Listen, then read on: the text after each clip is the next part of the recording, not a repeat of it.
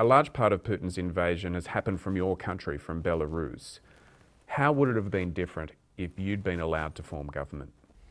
I think that maybe this war wouldn't happen at all, because only thanks to this collaboration of Lukashenko and Putin, Lukashenko provided our land for launching missiles, allowed Putin to attack Kiev in the shortest way. Not having Belarusian government as collaborant, maybe Putin wouldn't launch this war at all. And to what degree is Lukashenko allowing Putin to use Belarus as a launching pad? Is that about repaying debts to Putin for helping to stop the protests in 2020? Absolutely. In 2020, Lukashenko managed to stay in power only thanks to violence and thanks to support of Putin, and he has to show his loyalty. He understands that he's fully dependent on the support of Putin, because for 28 years Lukashenko has been building his vertical of power based on violence, blackmails, and fear. And you understand that any step against Lukashenko's regime will cause a lot of troubles, not only for you but also for your family. Lukashenko uses this blackmailing of relatives of people who are in prisons or who fled the country in order to threaten them. You have personal experience with this, with your husband. Since the election, he's been jailed and jailed for 18 years. How is he now, and are you able to communicate with him?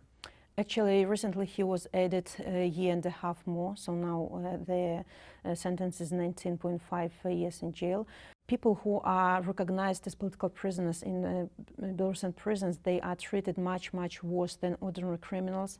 They are deprived of normal food, water, deprived of money transfers, of parcels, and they are constantly humiliated physically and morally. They are kept in cold punishment cells for months in a row. And how much of an inspiration is he to you and all of those political prisoners to keep fighting from outside of Belarus? They are the main source of my inspiration and reason that I'm not giving up. Because every morning when you wake up and you think that, look, you're so tired, you're so exhausted, you're sometimes frustrated, but you think that those people now are in cold cells. They are in very difficult situation, and they believe in us. And you say, look, stand up and go and fight further.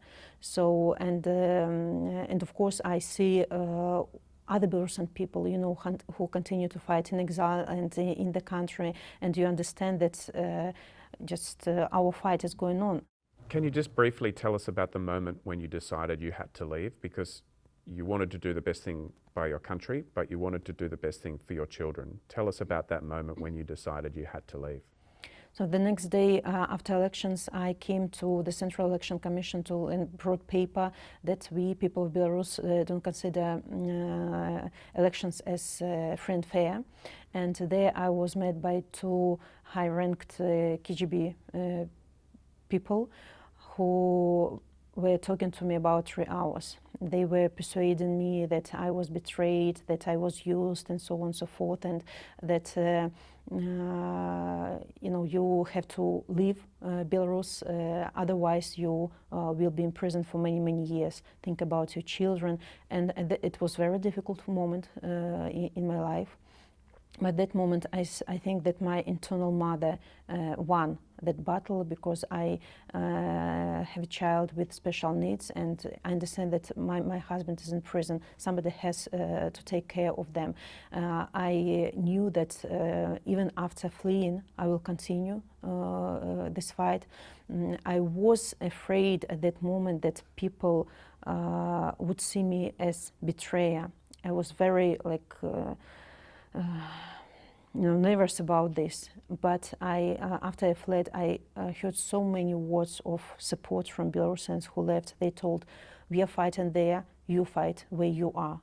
I know that you think if Lukashenko falls, that will help the war in Ukraine, so it will help Ukraine and Belarus. What can the West do to put more pressure on Lukashenko and put more pressure on his regime?